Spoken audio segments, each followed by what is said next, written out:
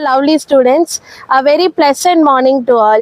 So நான் pleasant ன்னு சொல்ல விரும்பல. இங்க வந்து உங்க எல்லாருக்கும் ஒரு happy morning சொல்லுவோமா? வேணாம், இந்த இடத்துக்கு ஹெல்தி மார்னிங் சொல்லுவோமா?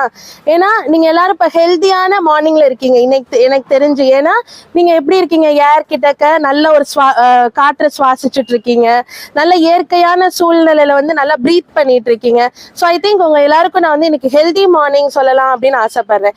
அண்ட் ஒரு இங்கிலீஷ்ல வந்து ஒரு வேர்ட் இருக்கு, when wealth is lost nothing is lost, but when health is lost everything is lost. அதாவது வெல்த் அப்படின்னா வந்து உங்க எல்லாருக்கும் தெரிஞ்சிருக்கும், நம்மளோட செல்வம். அதுக்குன்னு நம்ம வந்து கோடி கோடியா ரூபாய் வச்சிருக்கணும்ல அவசியம் இல்லை. உன்கிட்ட இருக்கிற பெண்ணு, உன்கிட்ட இருக்கிற நோட்டு, உன்கிட்ட இருக்கிற லெட்டு கூட உன்னோட உடைமை தான். அதுதான் உன்னோட வெல்த். அந்த வெல்த் வந்து நீ வந்து அதை தொலைச்சிட்ட அப்படின்னா உன்னால ரூபாய் கொடுத்து வாங்க முடியும். ஆனா ஹெல்த்னா என்னது? உன்னோட ஆரோக்கியம். அந்த ஆரோக்கியத்தை நீ தொலைச்சிட்டேன்னா உன்னால எதுவுமே வாங்க முடியாது. கரெக்டா? நீ ஆரோக்கியம் இல்லாம பெட்ல இருப்ப, உன்னால போய் எந்த இடத்துலயும் போய் உனக்குன்னு ஒரு உடைமைகளை வந்து வாங்க முடியாது. ஸோ அதை பத்தி தான் இன்னைக்கு நான் பேச வந்திருக்கேன். ஃபர்ஸ்ட் ஆஃப் ஆல் நம்ம வந்து சுற்றுச்சூழல்னு பேசுறோம் இல்லையா, அது எப்படி டிரைவ் ஆச்சுன்னு பார்ப்போம். என்விரான்மெண்ட் அப்படிங்கிற வேர்டு வந்து அதோட ஆரிஜின் வேர்டு என்னன்னு பாத்தீங்கன்னா என்விரான் அப்படின்னு அர்த்தம். அதுக்கு என்ன அர்த்தம்னா டு சரவுண்ட், நம்மளை சுற்றி உள்ள எல்லாமே என்னது? என்விரான்மெண்ட் அப்படின்னா.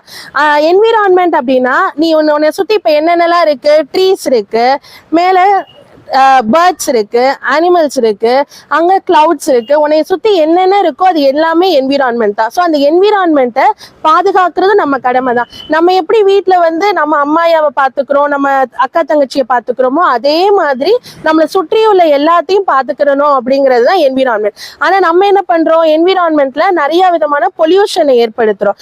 ஃபர்ஸ்ட் என்ன பண்றோம்? வாட்டர் பொல்யூஷன் பண்றோம். வாட்டரை வந்து நம்ம போய் நினைச்சா ஃபேஸ் வாஷ் பண்றோம். ஆனா என்ன பண்றோம்? ஃபேஸ் வாஷ் அப்படி தண்ணியை திறக்க விட்டுட்டு முகத்தை வந்து கழுவிட்டே இருக்கும். அந்த தண்ணி நம்மளுக்கு வேஸ்ட் தான் ஆகுது. அதையும் நம்ம சேமிச்சாகணும். ஃபார் எக்ஸாம்பிள் 2019ல சென்னையில நீங்க பார்த்திருப்பீங்க, அந்த கத்தி படத்துல கூட நீங்க வந்திருக்கோம். இந்த மாதிரி 4 ரிசர்வாயர் சென்னையில வந்து அந்த 4 முதன்மையான இடத்துல இருந்து தான் தண்ணியே வந்துச்சு.